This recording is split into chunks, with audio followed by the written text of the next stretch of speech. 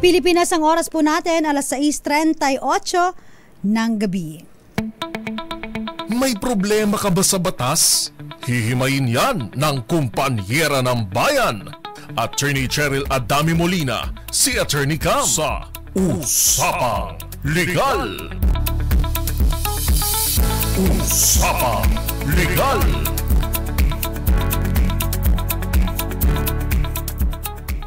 Magandang gabi Luzon, Visayas, and Mindanao. Welcome po sa programang Usapang Legal. Kasama po si Attorney Cam para sa DZRH. Una sa Pilipinas, una sa Pilipino. Ngayong gabi po pag-uusapan po natin may kinalaman sa mga friendship over. Ano ba? Bakit ba nagkakaroon ng friendship over sa mga magkakaibigan, sa mga magkakapitbahay, sa mga magkakamag-anak? Eto na. Kapag pinag-uusapan po ang utang. Yan. Dahil lahat naman po tayo, no? Sa mga karamihan pala sa atin, hindi naman lahat. Karamihan po sa atin ay nakakaranas po ng oras ng kagipitan. At sabi nga nila, sa oras ng kagipitan, sino ang iyong maaasahan?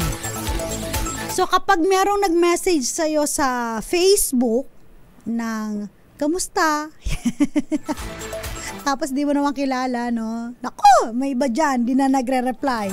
Kasi pag nireplyan daw, ang kasunod dyan, baka naman, medyo nagigipit, ayan, baka pwedeng humiram. Walang problema kung halimbawa ay talagang nagigipit, so papahiramin talaga yan. Nagkakaroon lang naman ng problema kapag halimbawa, nanghiram ka, tapos kinabukasan, bagong rebound. Kinabukasan, bagong pedicure, manicure. So ganun po, no? Kaya nagkakaroon ng friendship over, tapos hindi na nababayaran ang utang. At ang pinakamasakit pa, no, yung nagpautang,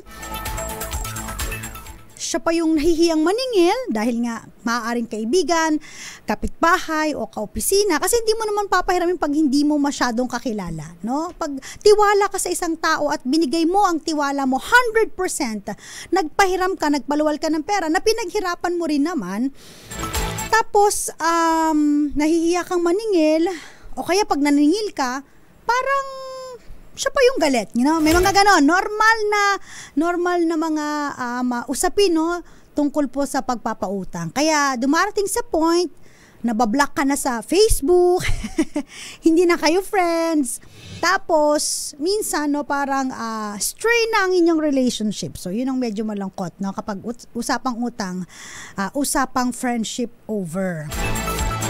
Ngayon naman kasi, may iba naman po, no, sa mga kamag-anak, pag nagpapahiram ng utang, nagpapaluwal ka ng pera, so, may mga ibang kamag-anak na parang ang tingin nila tulong, no, or thank you na lang, no. Yung iba kasi nag-expect ng mga kamag-anak na pinaghirapan ko rin naman yun, bayaran mo naman.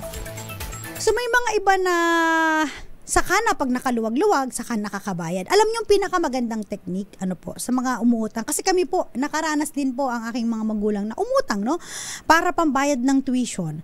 So, ang pinaka-importante po ay magsabi kayo dun sa inutangan ninyo. For example, mag-due date. Kung hindi kayo makakabayan, magbigay na kayo ng notice agad, no? Na pasensya na at mangingi lang ng pasensya, no? Hindi kami makakabayad ngayon. Baka po pwedeng bigyan mo pa kami ng chance, no? I'm sure maiintindihan naman kayo sa nagpautang sa inyo, no? Especially kung nakakaluwag-luwag naman sila. Now, ang point lang po, no, kung kaya bayaran. May mga iba kasi, no, sa mga kapatiran nating mga Pinoy, kapag nakita nila na nakakaluwag-luwag, ay hindi niya pa kailangan ng pera, so wag muna nating bayaran. Yun po ang problema kasi may usapan kayo, no? Kapag pinag-uusapan ng utang, pumapasok dito yung kontrata, no? Ang kontrata, tandaan po ninyo, hindi lang po yan written. So, pwede pong verbal o kaya usapan lang, no? Ang inyong kontrata. Kasi po, Pag sinabi po kasing kontrata, meron lang siyang meeting of the minds, nagkakaintindihan kayo, yung isa nag-offer, tapos yung isang partido naman tinanggap. So, nagkaroon ng meeting of the minds. Kung halimbawa, baka pwede naman pautang, no? Tapos, sige, papautangin kita, no? Ganitong halaga, pero bayaran mo naman ng konting interest. O kaya naman, may certain amount na maaaring kikita yung pinautang, no? So, pumayag ka. Oo, pwede, walang problema. So, gantong buwan, kailan ka magbabayad. So, nagkaroon kayo ng meeting of the minds. Ibig sabihin, kung hindi man kayo nagkaroon ng kasulatan, wala man kayong pirmahan, meron pa ring contract, no? Again, contract po, pwedeng written, pwedeng verbal. Pag kayo nagkaunawaan sa presyo, sa offer, meron na kayo agad dun sa may consideration, no? Pasok na agad, meron na kayong kontrata. So pag mga ganito po, no, hindi ibig sabihin kung hindi man kayo nagkaroon ng kasulatan, hindi ka na pwedeng makasingil. Kasi po pwede pa rin po. Ayan. So sa katanungan na ang utang na walang kasulatan, pwede pa bang masingil? Pwede. In fact, pwede kang makapanghingi ng saklolo sa korte, no? Pero as much as possible, no, nakakalungkot mang isipin pag yun nga, magkakapitbahay, magkakakilala, o kaya kahit di magkapitbahay, pinapabarangay sa utang. Tama po ba, no? So, sabi nila, ang mundo, bilog lang. Ngayon, ikaw ang nangungutang, bahalang araw, ikaw naman siguro magpapautang. At mararanasan mo kapag halimbawa na inignore ka lang nung pinapautangan mo, parang gano'n, or pinautangan mo, pinaluwalan mo ng pera, no? Mas maganda po again, nagkakasundo, kung kayo po ay nagkasundo as of dun sa inyong utang, sa bayaran, ayan, magkasundo rin kayo. Kung hindi po makakabayad ang umutang, magsabi lamang po. At sa mga nagpapautang, wag naman po kayong harsh. Maningil, alam naman nila na may utang sila. Pero wag mo naman na kailangan ipahiya pa sila sa ibang tao at ipaglandakan na sila po ay may utang. Lalong-lalo na po may mga iba dyan, no? Nagpo-post ng mga impormasyon ng tao. Itong taong ito ay balasubas, balahura, hindi marunong magbayad ng utang, bla bla bla, at kung ano-ano pa, no? May mukha pa, estapador itong taong ito. That's a no po, no? Huwag niyo pong gagawin yan kasi kayo ang mababalikan. Tandaan po ninyo ang utang, pwede niyo po yung masingil sa pamamagitan po ng civil case, no? Pero kung halimbawa po, no, meron po kayong ginawa na maaaring makasira ng reputasyon ng iba at makasuhan kayo ng cyber libel or mas mabigat po yan dahil meron pong kulong, no? May mga ganun pong mga bagay na liyamado ka na, naging dehado ka pa, diba? So, yan po dapat ang mga pinag-uusapan natin kapag utang na, no? Ang ating topic. At hindi lang yan, pag-usapan din po natin later on, yung ano naman po, no?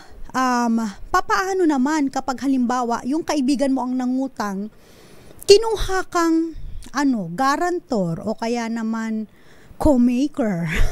Paano na?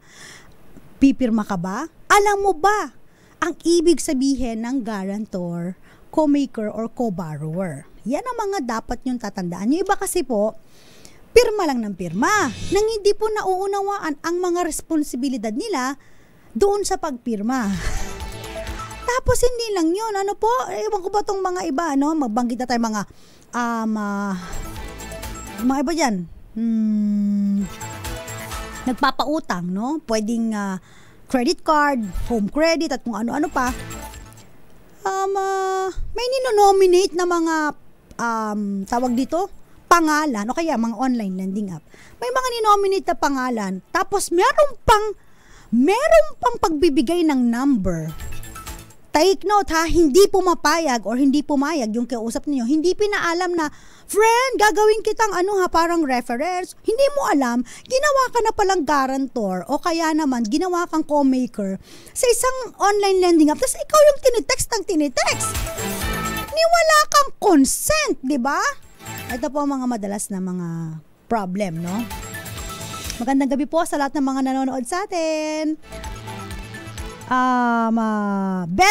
Bet B, Kai Jan, thank you so much po sa mga nanonood sa atin.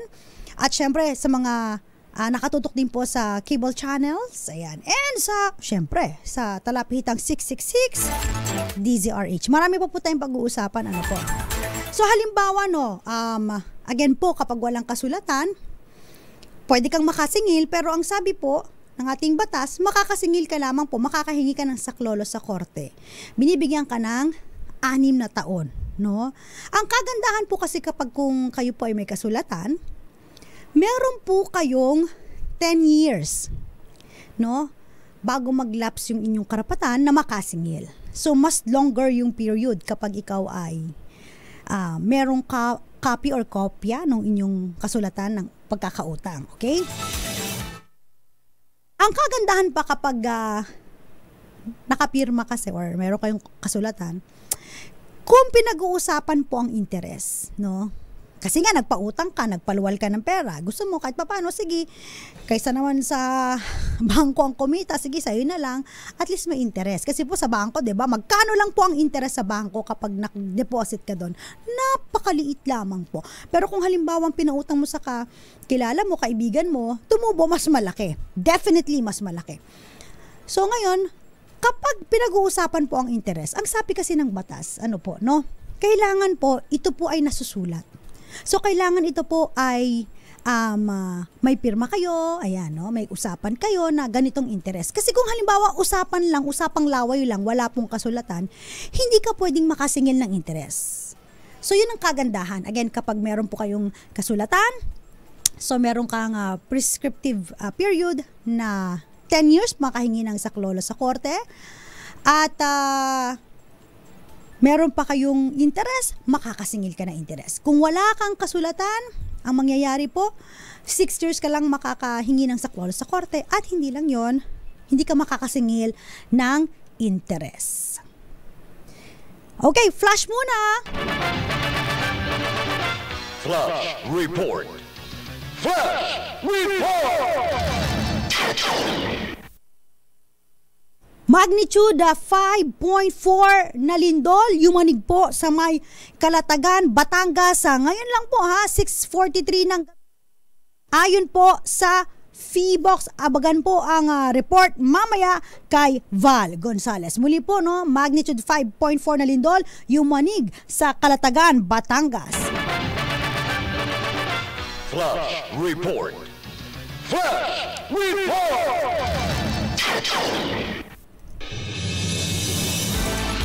So yun po ang ating ang ating topic ngayon. Again, utang pa rin po yan. Kung wala pong kasulatan, ang interest, hindi ka makakasingil. Alam niyo po ba dati po ang utang tsaka yung interest nire-regulate before po yan. Yung usury law natin. Pero ngayon po wala na po na batas regarding sa regulation ng pagpapautang. Pero as much as I know, kapag halimbawa nakapunta po sa korte, very po ang court, very talagang hindi po negligent kasi chine-check nila, yung bawat circumstansya ng pagpapautang, at kung napakalaki po ng interest ay hindi po yan makakalusot sa korte. Again po, kung halimbawang may utang sa inyo, ang una pong gagawin ninyo, magpadala po kayo ng demand letter. Doon lahat nag-start yon. Kasi kapag walang demand, walang delay. Ibig sabihin, hindi pa siya delay sa pagbabayad sa iyo. So kung halimbawa, na-delay siya, hindi siya nakabayad ng ganitong buwan, so magpadala ka ng demand letter. Ayan. Na nagsasabi, nagre-remind sa kanya na meron siyang pagkakautang at dinidemand mo na magbayad na siya sa kanyang pagkakautang. So, demand letter. Kasi pag kayo po ay nag-file ng kaso, civil case sa korte, hahanapin po muna ang kopya ng inyong demand letter. Okay?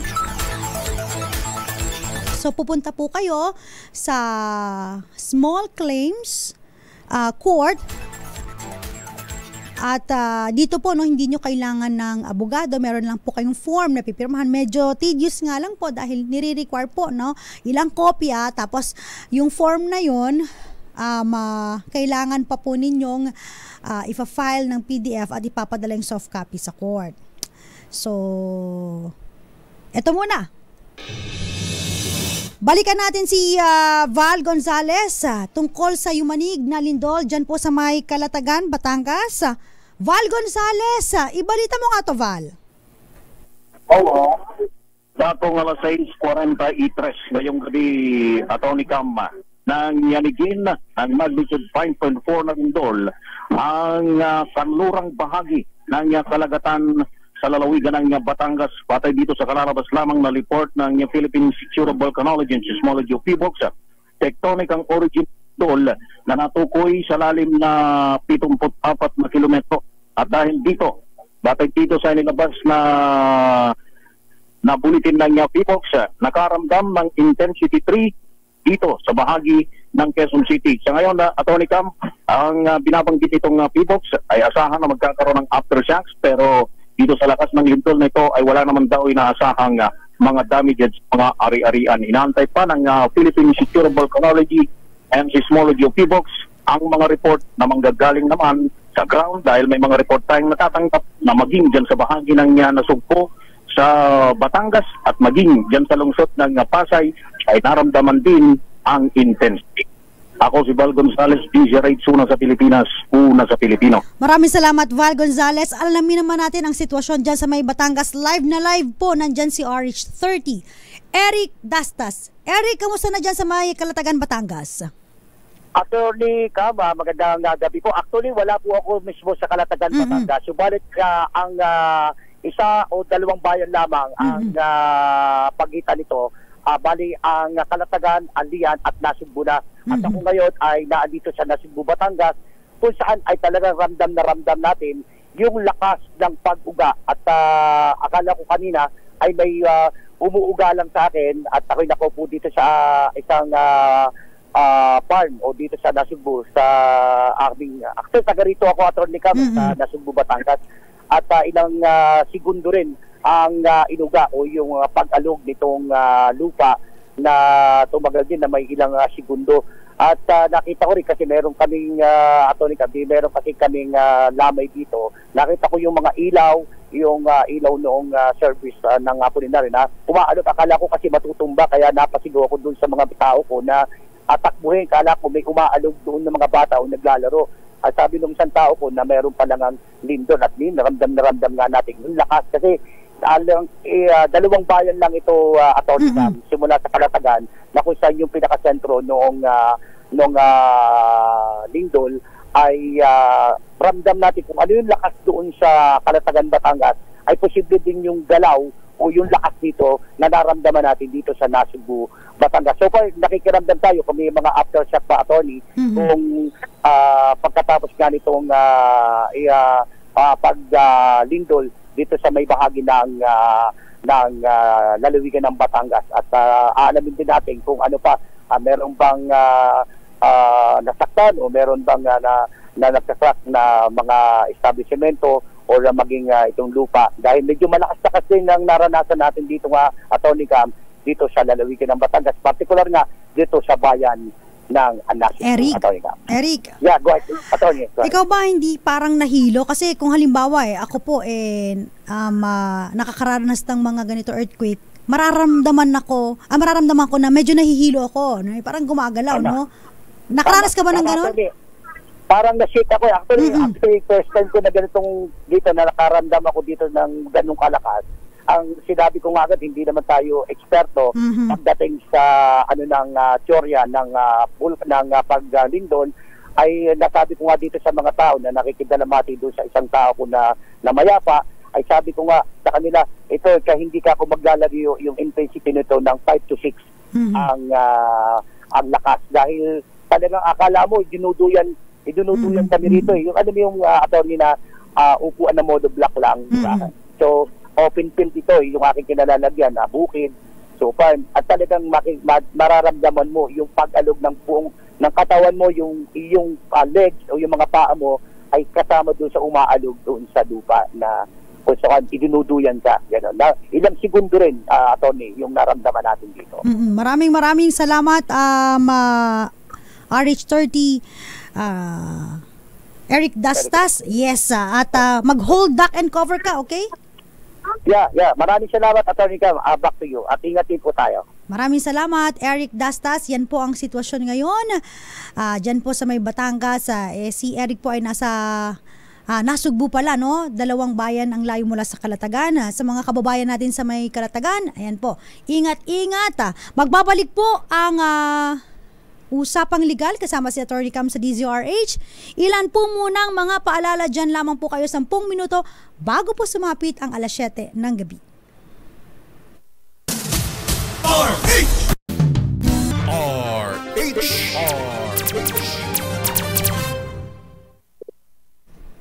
Nagkamali ako sa oras kanina. Sabi ko 10 minuto bago sumapit ang alas 7. 2 minuto pala bago sumapit ang alas 7. Puntahan muna natin si RH27 Noche Cacas. Riding in tandem na nanghahablot umano ng bag. Uy, ito yung nag-viral sa TikTok, no? Yung nakita. Merong sasakyan, buti na lang may dashcam, at nakita, bigla na lang binuksan yung sasakyan at nanghablot po, no? Parang 2 mama to na tumakbo, hindi nila alam, may dashcam. Importante talagang dashcam, no? Naaresto na po sa Parañaque City. RH27 Noche Cacas, ibalita mo nga yan, Noche. Attorney Cam, bagsak na sa kulungan ang riding in tandem habang 2 iba pa pinaghahanap matapos manghablot ng bag sa Macapagal Boulevard sa lungsod ng Parañaque.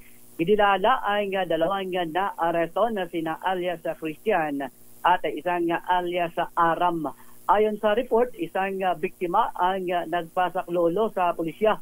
Sa salaysay ng biktima, 4 na kalalakihan na sakay ng 2 motorsiklo ang huminto at tinutukan umano siya ng baril ng isa sa mga suspect na pilitang kinuha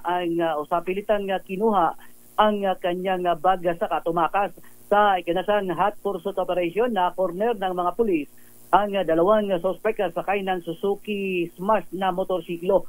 Nang siyasatin na tumambad ang isang caliber 38 na baril sa pag-iingat ni alias Aram, habang nakumpiskahan naman ng illegal drugs si alias Christian. Maharap naman ngayon ang mga suspect sa patong-patong na reklamo habang patuloy ang manhunt sa isa pang riding and tandem. Samantala, Attorney Cam, naramdaman din itong ang lindol dito sa Road 10 North Harbor, Tondo, Maynila. Di naman kalakasan na Attorney Cam ang lindol at tumagal lang ng ilang segundo. Tataka naman ang ilang residente lalo na sa Moriones Street dahil gumagalaw ang chandelier. RH27 na Chikakas DCR8, una sa Pilipinas, una. Oo, gagalaw talaga yung chandelier na yan. Parang yung kanta lang ni Sia, no? Maraming salamat, no, Chikakas. Ito po, no, ito yung naghahablot ng mga bag.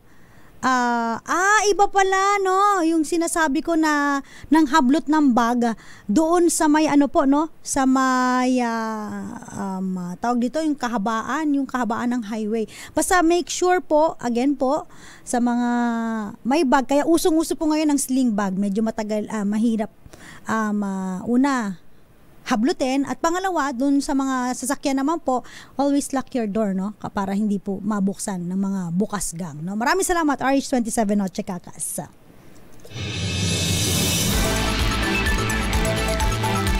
Balik po tayo sa ating usapan tungkol po sa usapang legal.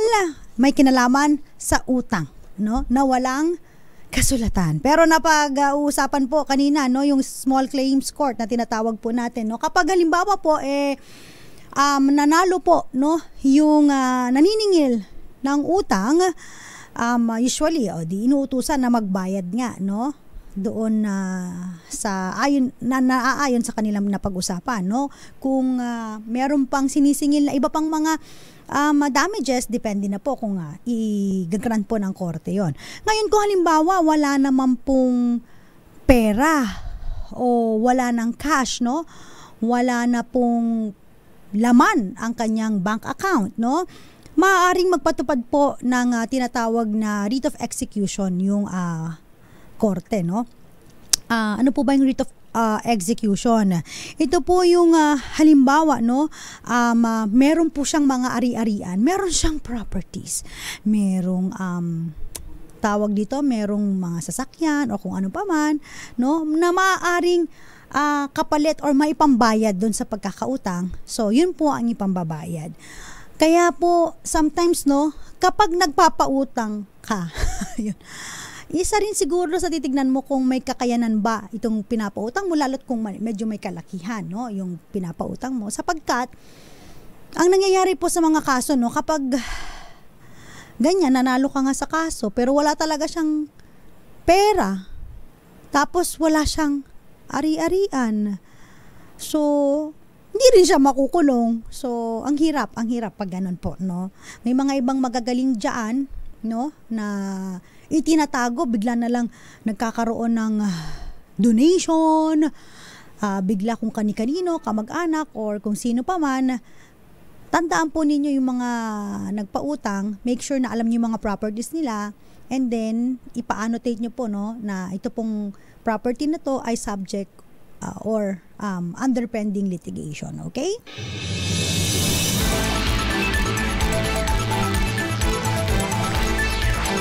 Alright.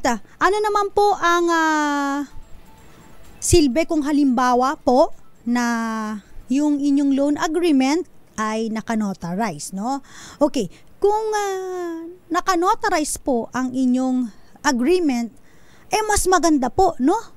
Mas meron pong diin itong ebidensya na ipapakita ninyo. Bakit? Unang-una kasi, ibig sabihin yung inyong kontrata, no, naging in a public document na po siya. Kung halimbawa kasi, pirmahan lang kayo ng pirmahan, tapos dininay nung isa na, ay, hindi yan totoo, hindi ko yan pirma, no? So, papatunayan pa kung tama ba o baka naman dinaya lang yung pirma. Unlike kapag meron po siyang notarial act o kaya naka-notarize po siya, makikita po doon na sasabihin ng notary public na nag-appear yung dalawang yan sa office ko, nagpirmahan sila. So may presumption of regularity na talagang silang dalawa yung nagpirmahan doon, matibay ang ebidensya na meron ngang kontrata at sila ay nagkasundo sa presyo, doon sa magkano ipapautang, kung meron po ba itong interes at kung kailan dapat magbayad. Okay? Pag-usapan naman po natin yung mga mahilig. Ito, karamihan po sa mga nagme-message kay Attorney Cam, no? May problem po sa mga online lending apps, no? Ang online lending apps po, again, nire-regulate pa rin po yan, unang-una, ng kailangan, number 1, registered po sa SEC, Securities and Exchange Commission. Nire-regulate din siya, of course, ng Bangko Sentral ng Pilipinas under BSP po. At naglabas na po ng mga series of mga parang advisory, not only the BSP but also the SEC, kung papaano po ba makakaiwas sa mga online apps na talagang hindi naman rehistrado sa kanila. Karamihan po, no, ng mga online apps ngayon, hindi po nakarehistro sa Securities and Exchange Commission. Bago po kayo mag-download ng mga app, make sure po na ito po ay rehistrado sa SEC. Bakit? Kasi po, meron po silang mga sinusunod na guidelines kung papaano maningil. May iba kasi dyan, di ba, nababalitaan ninyo, kinukuha, no, yung mga contact numbers ninyo. So, halimbawa, nag-download ka ng app na to. Tapos, dun sa kanilang terms and agreement, syempre, kailangan i-click mo lang yung agree, no? Yes, I agree, para makautang ka. Hindi mo alam, dun sa terms of agreement na pinirmahan mo, no? Sinasabi mo na pwede nilang ma-access yung contact mo. At ang ginagawa nitong mga napaka nakakagigil na mga online lending apps na to, yung mga contact mo, contact persons, pinapahiya ka doon na ito pong si ganyan ay hindi nagbayad. Pakisabi naman, gano'n, no? May mga iba pa pong mga online lending app, akala mo nagpapadala pa ng mga peking sabina na kesyo, gumawa daw yung lawyer, umattend sa ganito. Ang sabina po, usually po, no, pinapadala po yan sa inyong bahay, no? Hindi yan pinapadala sa text, no? At minimake sure na dapat, no, nakarating sa inyo ang sabina, may ano pa yan, may pattern pa po yan, parang may template pa po ang ating mga korte pag nagpapadala sila. At hindi yan basta-basta maglalagay ng kung ano-anong mga aligasyon doon sa sabina. Kung ano yung circumstansya kung bakit ka pinadalhan ng sabina. Ano lang po yan, no? Nakalagay lang dyan kung ano yung mga maaaring violations, sino yung mga complainant, o punta ka dito sa araw na ito. May mga iba po na nananakot, no? Pinapanakot po yung mga kung ano-ano para lamang po mapilitan na magbayad itong mga nangutang. So, bago sila makabayad, meron na damage na yung kanilang reputation, na mental anxiety na sila, na depressed na sila, no? Ang dami na nilang pinagdaanan, no? So, make sure na kung kayo po ay maglo-loan sa mga ganito, kayo po dapat ay nag-double check, nag-exercise ng due diligence kung ito po ba ay okay o hindi, no? Or registered sa SEC at walang mga violation. So, okay. Next is that pag-usapan natin, no? Again po, ano po ba yung maaring na-violate nitong mga ganito, no? Kung halimbawa ina-access po ang inyong mga contact numbers. So again, andyan po yung ating data privacy law, no?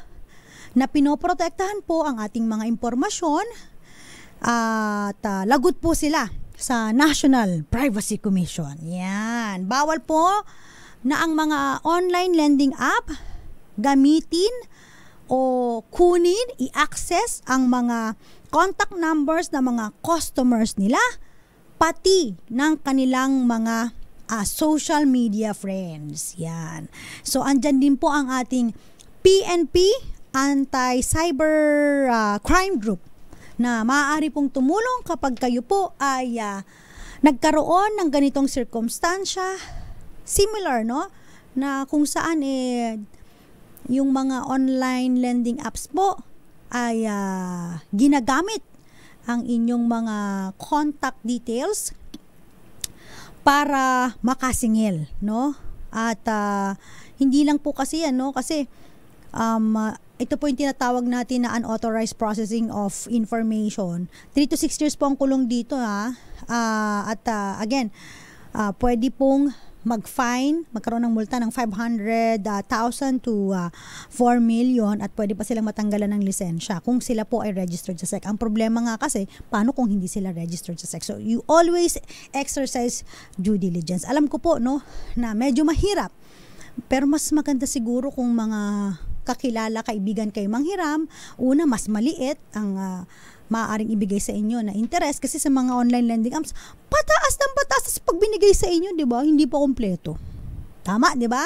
Yung hiniram nyong 5,000, magiging 4,300 na lang. Yung 10,000, 8 plus na lang. So, mga ganun po, no? Unlike sa kaibigan mo, mangutang ka 10,000, tapos bayaran mo may interest, malit na interest lang, basta wag mo lang sisirain ang tiwala niya sa'yo para ikaw ay makaulit. Okay? Babalik po ang usapang legal with Attorney Cam. Ilan po mga ng mga paalala? Diyan lamang po kayo. Oras natin, 14 na minuto makalipas ang 7:00 ng gabi. This time check is brought to you by ACS Manufacturing. Kasama pa rin po si Attorney Cam sa usapang legal dito po sa DZRH. Una sa Pilipinas, una sa Pilipino. Shout out sa mga nanonood sa atin worldwide. Ayan, sa DZRH Dos Compañeros Facebook page. At syempre, yung mga nagtatanong pa rin po sa online lending app, no? Gusto ko lamang pong ibahagi, no? Again po, meron pong limitation pagdating po sa interest rates, sa fees, sa penalties na pwedeng ipataw po yung mga online lending app. Kasi pag napansin po ninyo, parang sobra-sobra na mas malaki pa dun sa no? Utang ninyo yung penalty, parang lumubog ka na lang bigla, no? Ayon po sa Bangko Sentral ng Pilipinas, Central Bank Circular Number 1133 Series of 2021, ano po, pag kayo po yung umutang, kaya ito ha, ang ito utangin nyo, wag lalagpas ng 10,000, no? At may loan tenor up to 4 months. Usually 4 months po yan. Yung utang ka, 4 na buwan mo siyang babayaran, no?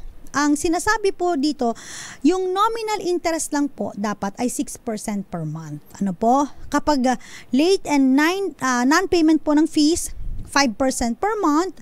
At hindi po pwedeng lalagpas po yung sisingilin sa inyo doon po sa utang ninyo. For example, ng utang ka 7,500, no? Pasok ka doon, no? Tapos ang dami na, no? Hindi ka na nakabayad, tapos nagbalon na, naging 40,000 na. So bawal po 'yun. So dapat hindi lalagpas doon sa 7,500 ang masisingil na interest sa'yo, no? At napakaganda nitong circular na to kasi pinagbabawal na makasingil sila ng todo-todo at lumubog naman tayong mga Pilipino sa pagkakautang, no? Yumaman na lang yung mga online lending apps, no? Especially kung hindi pa sila registered sa Securities and Exchange Commission. Ang sa akin lamang po, no, pag may utang ka naman po, may mga iba po kasi na good payer po, no, sa mga, kasi business din po yan eh. Good payer po na nagbabayad ng sa mga online lending apps o kaya sa mga lending businesses. Ang sinasabi ko lamang po, no, sana naman po kung alam ninyo na may pagkakautang kayo, obligasyon po ninyo na magbayad, no? May mga iba, utang ng utang, may lending app dito, utang, tapos pag di nakabayad, utang sa isang lending app, ipapabayad yung inutang, tapos hahanap na naman, ang dami ng lending app, no? Papunta sa bahay ninyo, ang dami nang nagpapautang, no? So, nakaka-stress po yun, stressful po yun. Lalo pat kung halimbawa, no, umuutang kayo, just because gusto nyo lang po na bumili ng mga bagay, personal na bagay, na hindi papasok dun sa tinatawag natin na basic necessities. Ano ba yung mga basic necessities natin? Yung, of course, yung pambili ng pagkain, pambayad ng renta, diba, pambayad ng ilaw, ng kuryente, ang mga bilhin nyo, mga pang luho, no? Bumili ka ng mga sing-sing, pero pwede pala ipon yun. Bumili ka ng, okay na yun nga, sabi ko kanina, nagpa-reband ka, nagpa-ano ka, bumili ka mamahaling bag, no? Mga naka-LV ka pa, dati lumang bag lang, pero ngayon, Louis Vuitton ka na, mga ganun. Biro lamang po. So, ibig sabihin, basta as much as possible, kung hihiram kayo, wala pong problema, use it wisely, and always remember your obligation to pay. Yun lang naman po, no? Okay. Para naman po dun sa mga nagtatanong, no? About dun sa co-maker, mabilisan lang po, tsaka guarantor, no? Sometimes po, may mga kaibigan ka na hindi nakaka-LL, so nagigipit. So, ang ginagawa po, nangungutang sa mga bangko, no? O kaya, nangungutang sa mga financial institution.